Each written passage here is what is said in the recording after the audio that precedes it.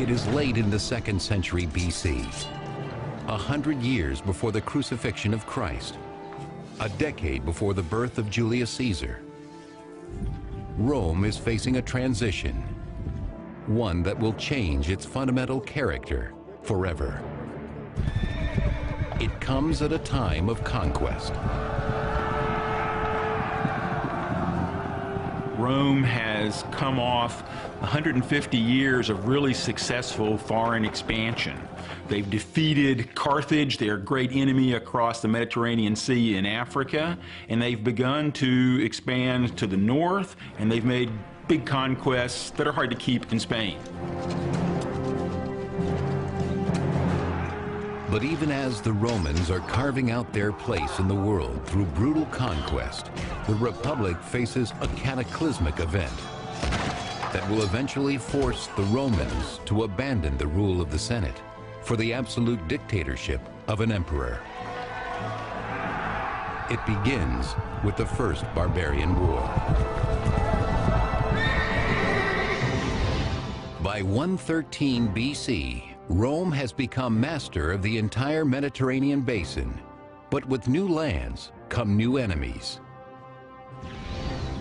The Romans know that there are more people farther away, especially to the north, and that these people are, if anything, even more formidable than the armies they've defeated before, and they're worried about those people coming into Italy. Beyond the borders of Roman civilization, the soldiers face an unfamiliar breed of warrior. They call them barbarians, a word meaning foreign and crude. Anybody that didn't follow classical customs, speak classical languages, Latin or Greek, was considered to be very different, other, barbarian. And Rome simply regarded them as much less capable, much less civilized than themselves. Only the rugged Alpine mountain range keeps the northern barbarians at bay. The Alps mountain chain at the top of Italy is like the cork in the bottle that keeps the bad guys away from the Roman point of view, and the Romans don't control that cork. And so they know that it could pop out at any time and the enemy could come pouring into Italy, or at least that's their fear.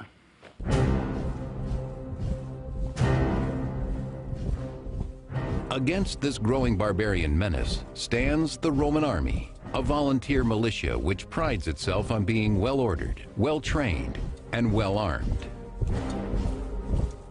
An individual Roman soldier would be wearing metal and leather armor, a helmet, something to protect his chest. All of this armor together could weigh as much as 60 or 70 pounds, half his body weight. The burden of Rome's expansion falls squarely on the shoulders of these battle-hardened men. But back in the capital, it's the wealthy government officials who reap the benefits. Rome is not an empire yet, but a republic ruled by the Senate. At the top of the political ladder are two elected officers known as consuls.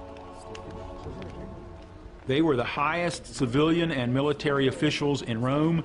Above all, their responsibility was to lead the army, because national security came first.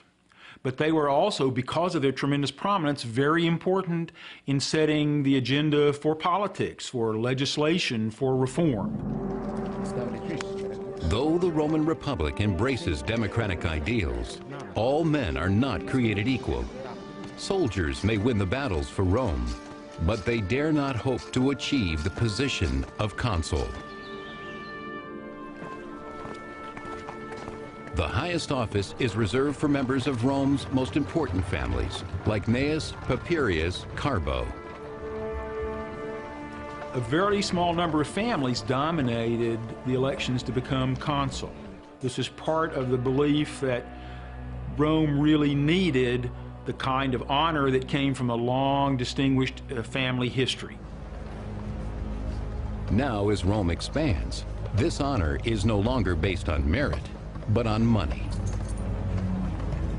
What's happening in Rome is As Rome conquers more territory, more wealth is going to flow into the city. And there's a sense that wealth is going to demoralize the citizen body and the aristocracy both. That as wealth becomes more and more powerful in Roman society, more and more enticing, that this is going to infiltrate its way into the political process. By spreading around his wealth, Carbo can buy his place as consul. In terms of campaigning, one of the things that you'll find as you go on later in the Republic is the system becomes extremely corrupt. You have people bestowing all sorts of largesse, any sort of little kind of gifts or remuneration in order to get your vote. But in the north, a dangerous new tribe, the Cimbri, is on the move.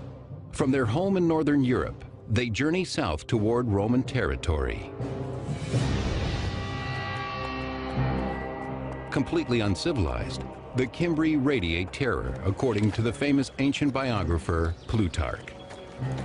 They were believed to be German tribes based on their great size, the light blue color of their eyes, and the fact that their name, Cimbri, is the German nickname for plunderers. Led by the great warlord Boiorix, the horde leaves a smoking trail of destruction in its wake. They were characteristic Iron Age peoples. We don't really know exactly what it is they were after.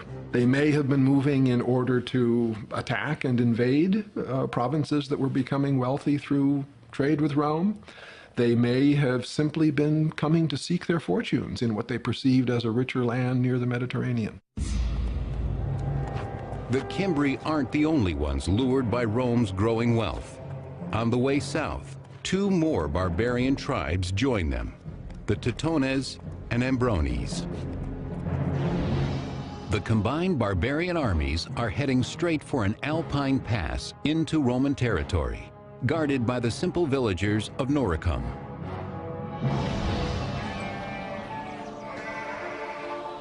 Though Noricum is not a Roman territory, its proximity to the Roman border ties its people closely to the Republic.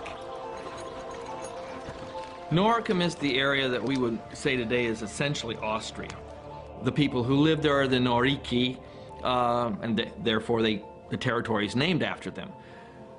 The people there, the Norici, controlled the Alpine passes. Romans also rely on the Noricans for trade, as their skills working in precious metals and iron are well known. What the Noricans actually have available in the way of raw materials is gold, silver, and salt. Mineable salt in the Alps is a major industry. So the Romans truly needed large quantities of salt for preservative, and they had to have that. And they had to have it all the time. The Norican villages provide an irresistible target to the merciless Cimbri warriors. Hungry for loot, they are rapacious and heavily armed for the raid.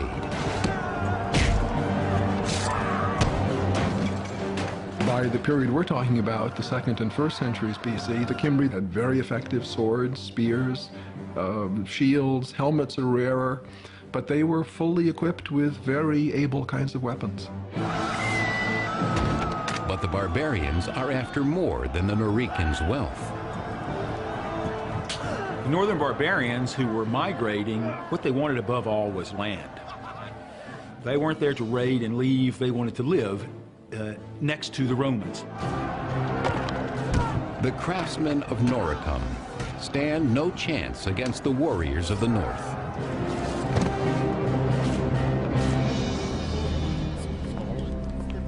The Noricans send an emissary to their allies in the Roman Senate, begging for help against the vicious Cimbri invaders. They seek out the aristocrat Carbo, whose politicking has finally paid off. He now holds the post of consul, the most prestigious office in Rome. Carbo orders his aide to begin preparations for war. He has just 1 year to win the glory and riches that come from battle. We're talking about needing to show the qualities of leadership through a display of manliness. And a display of manliness meant success on the battlefield. Generals not only feathered the nest of themselves and their families, but of all their supporters. Carbo takes the challenge, leading his troops to Noricum. Despite an utter lack of experience in the ways of war, he is eager to prove that he is more than just a wealthy senator. He arrives in Noricum, backed by the men of the Roman army. After a century of victories, they exude confidence. The Cimbri claimed they didn't know that they were in territory that they shouldn't have been in. They sent ambassadors. The barbarians have never seen such a well-equipped and disciplined force. The warlord Boiryx tells Carbo his people only wish to return home peacefully. Carbo agrees to let them go. But there is little glory in a truce. The Roman general devises a plan to force the victory he so badly needs. Carbo pretended that he was going to negotiate, and then he sent his troops on a shortcut to attack the Cimbri before the ambassadors could get back, thinking that his sneak attack would work. Carbo's plan backfires. The Roman commander Carbo outfoxed this group called the Cimbri, but he did it in a way that smelled of disgrace. A few of the Cimbrian ambassadors survived to carry a tale of treachery back to the barbarian camp. Furious, the barbarians swear they will never leave until they exact bloody revenge.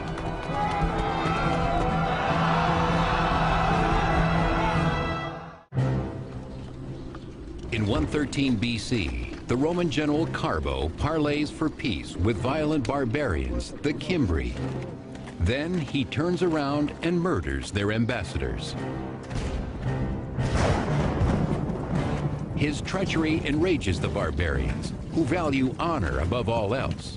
Vowing to avenge their fallen comrades, the Cimbri strike back with swift and sudden fury. Classical biographer Plutarch. Their courage and daring were irresistible. They rushed into battle with the speed of a raging fire. Nothing could stand up to them.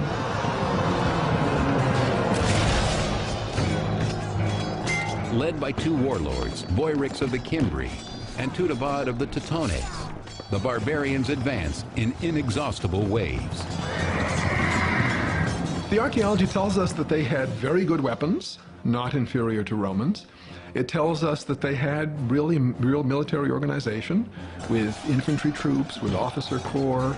So we can tell quite a bit. Certainly we can tell much more than the Romans seemed to understand until it was too late. Consul Carbo suddenly finds himself far from the comfort and privilege of Roman politics. Here, the language of power is spoken in steel and blood. As consul, chief war magistrate, he fails miserably. Because the chief war magistrate is only out there for a year, it's very frequently amateur hour out there on the field of battle. So you end up with very frequently inept leadership in a very important position, and it on occasion results in disaster for the Romans. The battle for Noricum is such a disaster. The Romans were in the end saved from being pushed over the cliff into the hell of utter destruction only by a giant storm, lightning, thunder, and rain. Knocked from his horse, Carbo struggles to flee from the deadly chaos. He escapes the battle only to commit suicide, for he has disgraced himself and Rome in the eyes of the gods. God saved the Romans, but only just, and only after many, many had been killed. What did that mean? It meant the gods were unhappy at the way the Romans behaved. And yet the Romans cling to the notion that only the aristocrats can lead them to victory. The Romans believed that old meant good, new meant dangerous. So they, for their politicians and their leaders, they preferred people with a long, distinguished family history. Over the next decade, a string of nobles, all armed with more arrogance than skill, lead armies north to protect Rome's province in Gaul. They meet the barbarians at Tolosa, Bertigala, and finally Arausio, present-day Toulouse, Bordeaux, and Orange, France. In each instance, the barbarians completely rout Rome's heralded legions. The Romans had their particular formal ways of fighting. If we think of the beginning of the film Gladiator, that's a perfect representation of how Rome liked to fight. Take hours to set up everything in the battle order and then launch the attack. In contrast, the barbarians' counterattack is unpredictable and devastating to the Roman lines. You have these lines of men, and if the person next to you goes down, the person behind will step into that gap. And death would be much, much more intimate.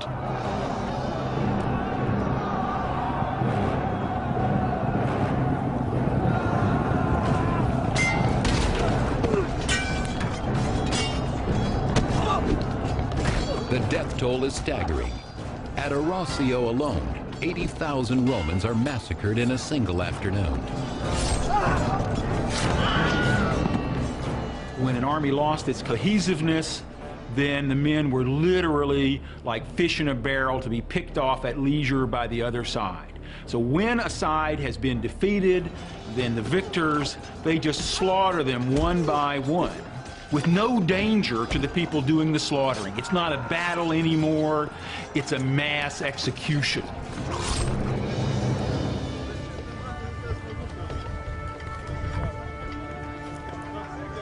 By 105 BC, the Cimbri and their allies desire much more than Roman blood and booty.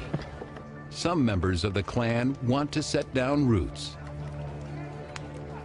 They were farming peoples, they engaged in trade, they lived in small villages. People were growing wheat and barley, rye, oats, millet, a whole variety of different kinds of cereals. They were raising lentils and peas and beans and other kinds of garden crops. Cattle were extremely important.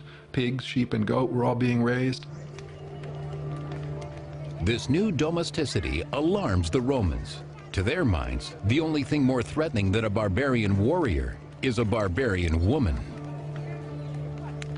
The presence of women is a standard Roman way of communicating that this is an invasion for settlement. In other words, this is a group that's coming in to significantly alter the way we live, to threaten our basic values. If it's just a raid, it's just a bunch of teenage guys, we can deal with that. But see, when we throw women into the description, we have the migratory feature, and there it's a permanency. It requires a sterner and long-term solution. It requires a general who can beat the barbarians back once and for all. The hero Rome so desperately needs emerges on another hotly contested borderland, nearly 1,000 miles away, in Numidia, part of present-day Algeria. For 8 long years, the Romans have tasted only defeat here, until now. The name of their savior is Marius. With guts and cunning, he crushes the Numidian armies of the rogue king Jugurtha.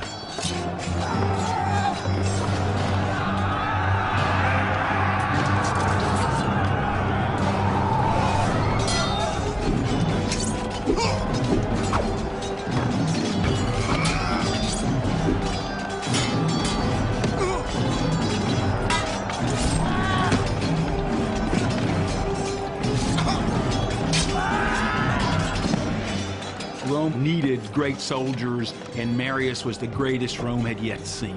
Both because he was a great commander, Marius could pick the right time and the right place for a battle, but also because he won his soldiers' loyalty and affection by getting down and digging ditches with them, by eating the same rough food, by being in better shape than even they were, and they were the best conditioned soldiers in the world.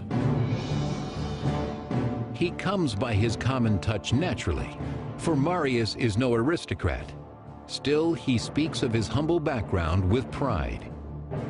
I cannot point to my ancestors, but I can show medals and other military honors, to say nothing of the scars on my body, all of them in front. These are my title of nobility. Now, as the northern barbarians close in, the Romans turn to Marius, their last and best hope. At the end of the 2nd century BC, a violent barbarian tribe, the Cimbri, along with their allies the Teutones and Ambrones, lay waste to the northern frontier. A horrified Rome turns to its greatest general and new consul, Marius. He's a proven military commander, and you don't want to fool around when you have Teutones and Cimbri who have defeated army after army. You really want to take care of the problem urgently, and so you want to send a capable leader out on the field. But even the great Marius cannot lead without men to follow him. Devastated by a decade of war, Rome faces critical troop shortages. If you have as many men lost to the German tribes in 113 and 109 and 107 and 106 and 105, as the Romans did, that's going to traumatize Roman society pretty severely. Despite a vigorous recruitment campaign, Marius cannot find enough qualified men, landholders who are willing to serve. To be in the Roman army in the High Republic, you had to have a property qualification. You had to be a person of means, and this causes some problems for the Roman army because there's a problem with manpower. Marius's solution is as simple as it is radical. He sends his recruiters out to seek soldiers among the landless poor. You don't have to be a property holder to be a Roman citizen, so why should you have to be a property owner to be a legionnaire? Many people wish to be soldiers. It's a good job, and it's probably an exciting job. Opportunities for booty, wine, women, and song, chance to see the world at government expense, etc. The same things that we see on our recruitment posters.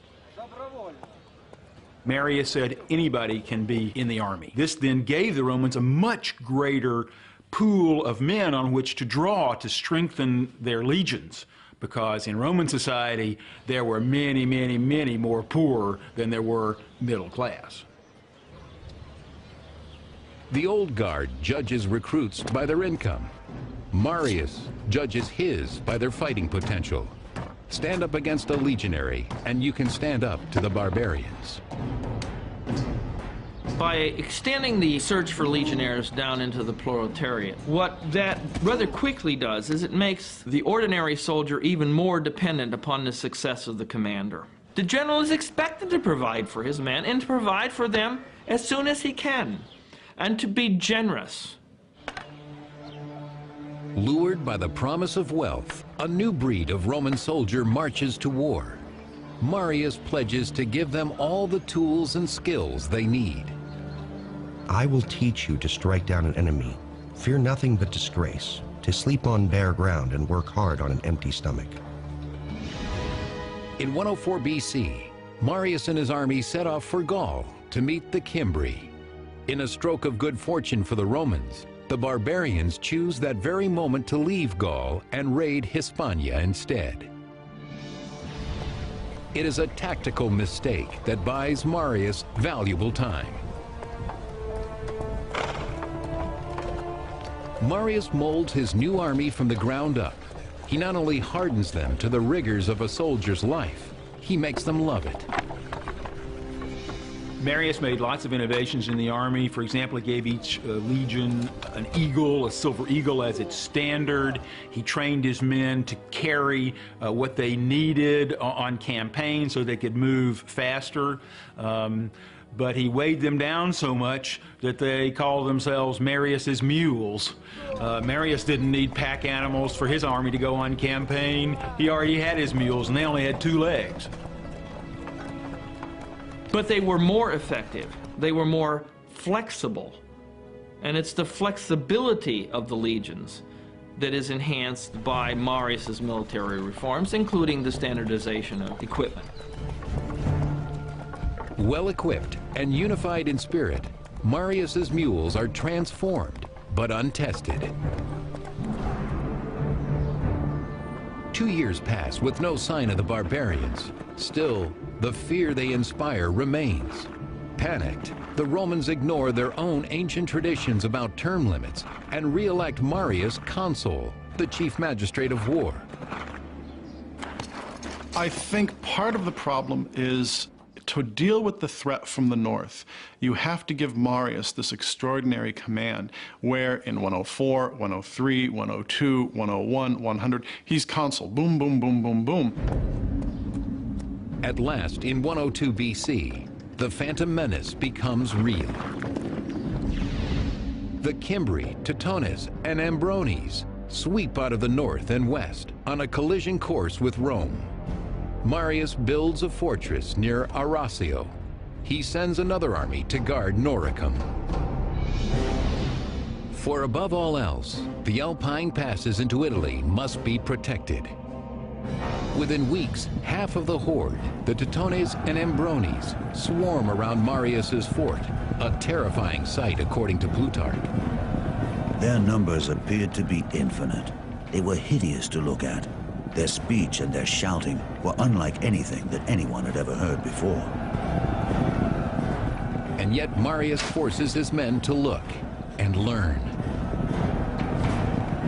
Marius was a brilliant military man. He understood the life and the thoughts and the psychology of a soldier. What Marius gave to the Roman Republic was confidence that Romans could defeat the fiercest barbarians in the world. The fortress holds.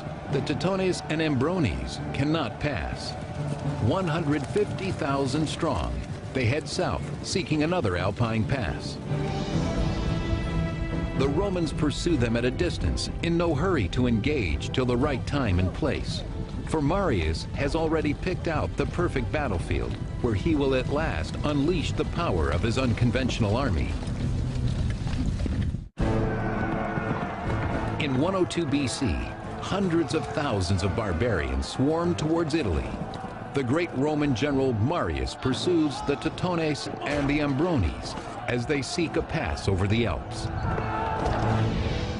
He moves his troops from his fortress at Arausio to Aquae Sextiae, modern-day Aix-en-Provence, France. There, Marius orders his men to set up camp. He chooses his position carefully. The Roman camp is a singular military piece of machinery. It would preferably be on high ground in order to see any kind of enemy maneuvers. It's going to be laid out on a grid pattern. You're going to surround it with a deep ditch, and you're going to have a rampart dug heaped up above that ditch, what's known as an agger, and everyone would have their place. There is one more feature that most camps have, but this particular camp is lacking. Classical biographer Plutarch. Marius chose a place that was not very well supplied with water. They said he did this deliberately so as to encourage his soldiers to fight. When people complained they were thirsty, Marius pointed to a river running close by the barbarian camp. "There is some drinking water for you," he said, "but you have to pay for it with blood." On the banks of the Rhone River, settled side by side in two great camps, the Ambrones and Teutones have plenty of fresh drinking water. Confident that the Romans are no match for them, the Ambrones lose themselves in feasting and making merry. The Romans, especially the ordinary soldiers, were afraid of the northern barbarians, the ones from the farthest north, from the coldest climates. Tough climates made for tough men. They were much bigger than the Romans, they were much louder than the Romans, and from the Roman point of view, they were smelly. Not because they didn't bathe, they probably bathed more than the Roman soldiers, but they used, shall we say, a different cologne, bear fat. The Romans were used to the scent of olive oil. They never suspect the danger lurking in the forest as a small but desperate contingent of Marius's troops creep up on the barbarian camp. Roman soldiers were always afraid because they weren't fools. They knew that they were going to be in danger of being killed just as easily as the enemy, because Roman soldiers didn't do their real killing from a distance.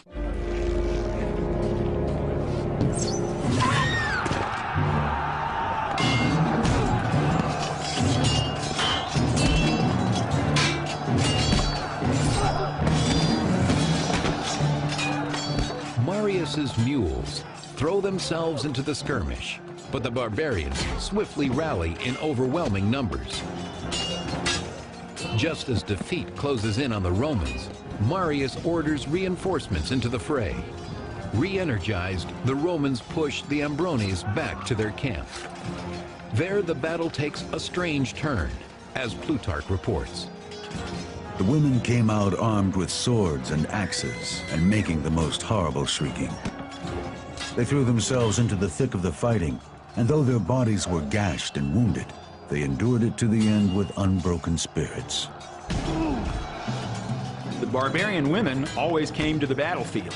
Sometimes the women would pull the wagons up right behind the men so that they couldn't retreat from battle. They'd block them in. The women were so aware of their sense of honor and liberty that they thought death was better than retreat.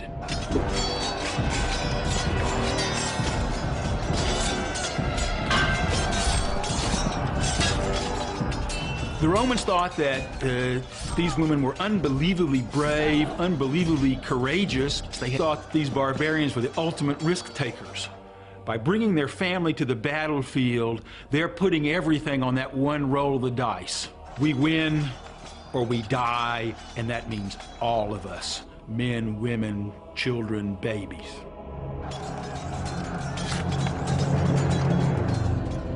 But the Romans also have something to protect: their honor and homeland. With the skills that Marius has taught them, they earned their first victory over the German invaders in more than a decade.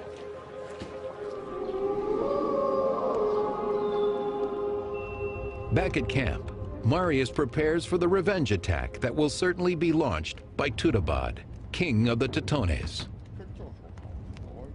In Aquae Sextiae, he faced a really difficult tactical situation. As usual, the enemy far outnumbered the Romans. But Marius, always able to choose the right time and the right place, carefully selected the terrain. He lays a trap with his trusted captain, Claudius Marcellus. Marius sends Marcellus with 3,000 men into the woods behind the Teutones camp. He instructs them to lay low until the fighting begins. The barbarians, spoiling for vengeance, charge up the hill to the Roman camp, just as Marius has planned. They meet a wall of swords, according to Plutarch. Marius himself fought in the front rank, putting into practice the orders he'd given his soldiers. For he was in as good training as anyone, and in daring, he far surpassed them all. This battle was a real test of Marius's philosophy in creating his mules that were strong enough to stand up with all of their armor and to stay in position and to hold their discipline even when the enemy was yelling and charging with a fantastic fierceness, and then in full armor rush them with their swords so that they could be like a flying wedge coming downhill and smashing the enemy.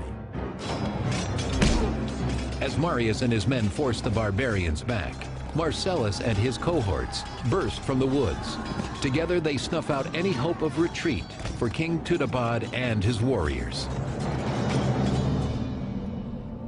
The body count defies imagination. The Romans slaughter more than 100,000 Teutones. The rest they take as slaves, spoils of war that will make Marius's mules and all of his supporters rich.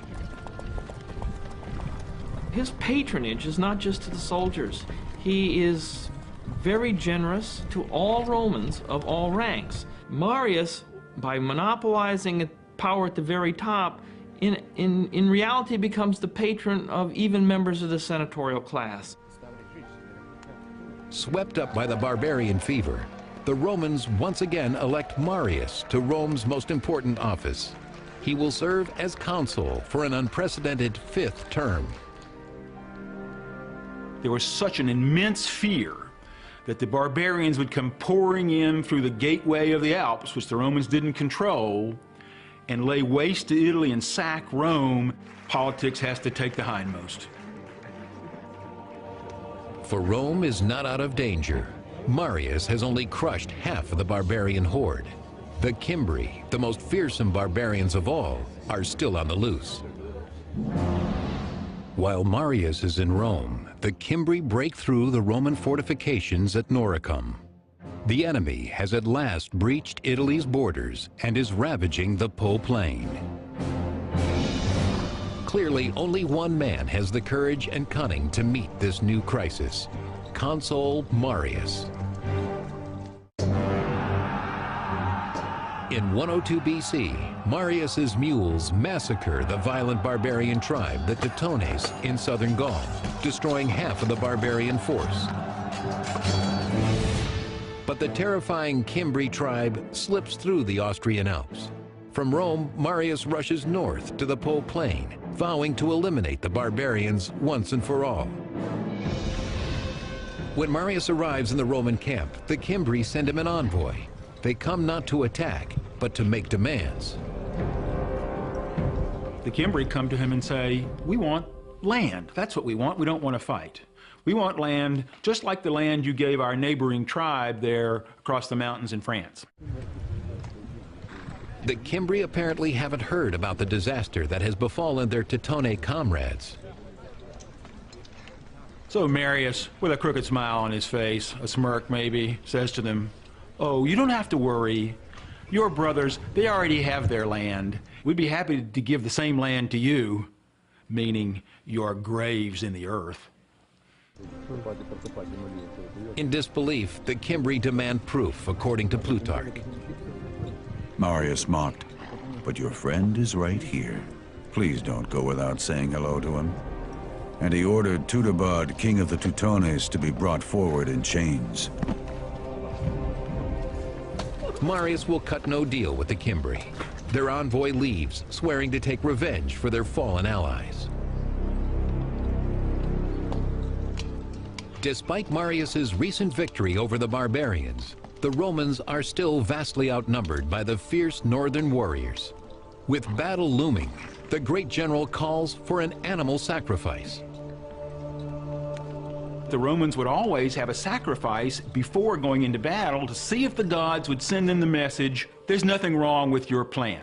It didn't guarantee victory, but it meant you had a chance. And the Romans took that very seriously. The Romans' faith is their only shield in the face of overwhelming odds. By the end of tomorrow, a tidal wave of blood will flow. Whose blood remains in the hands of the gods? Marius searches the goat entrails for a sign and finds that the heavens are with him.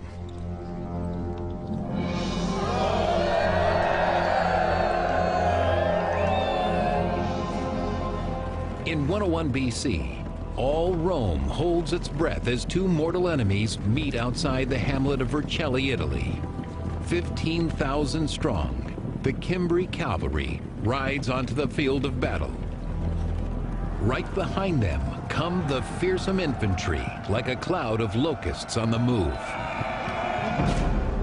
As the Roman line is set, Marius makes a final appeal to the gods. Classical biographer Plutarch. Marius washed his hands and, lifting them up to heaven, vowed to make a sacrifice of 100 beasts should victory be his. Altogether, the Romans number a little more than 50,000 men. They face at least twice as many Cimbri. It's the Romans' worst nightmare, but Marius outsmarts the enemy. He gets his troops in position first, so that the sun will rise behind the Roman soldiers. When the sun gets to its full power, it reflects off the Romans' shiny armor, and the barbarians think that the sky is on fire, like the gods have sent lightning bolts to help their enemies. Sensing the Cimbri's sudden anxiety, the Romans attack.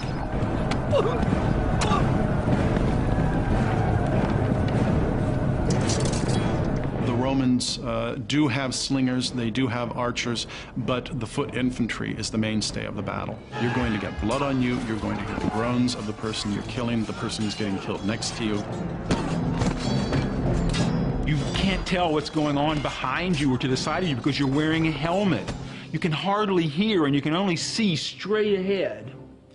It required courage and dedication and overcoming your fear to an overwhelmingly amazing degree. At Vercelli, the Romans wipe out 120,000 Cimbri. More importantly, they cast out the shadow of fear that has terrorized Rome for 13 years. Marius returns home from the Cimbrian War a hero. Adoring crowds hail him as the savior of Rome, despite their own long-standing rule that no one should serve consecutive consulships. They clamor for him to once again run for consul. As Marius is doing this, he's moving little by little toward becoming, in the eyes of the people, a permanent head of this enterprise, so that we're approaching having an emperor. It is exactly what the aristocracy has worried about all along. Now that the barbarian danger has passed, many nobles are openly hostile to Marius. To stay in power, Marius must find support elsewhere.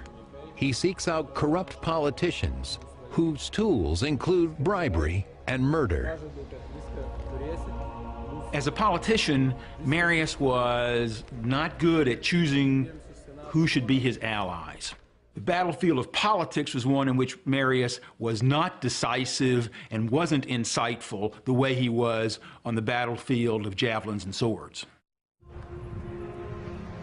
Jealous of other rising military stars, Marius orders the assassination of many of his rivals. Under Marius's leadership, violence, not debate, becomes the currency used to settle political differences. He has saved Rome, only to cut out the heart of the Republic. Yet Marius never loses the love of the people. In 86 BC, shortly before his death, they elect him to an extraordinary 7th consulship. He left a legacy of power in the hands of the military. He left a legacy of popular support for one man in power. It's a hinge event because the balance of power will shift. Instead of 10 or 20 ruling families controlling the consulship, you'll start to have just these grand warlords. The power of money, the power of having all of those men behind their back, whether through actually in the form of giving them political support or actually using it as a potential threat to go against their political enemies. It's going to really be a problem for the Roman government down the road. As the empire starts a long, slow slide into dictatorship, Rome is launched into an apocalypse of political injustice and endless war from which there is no return.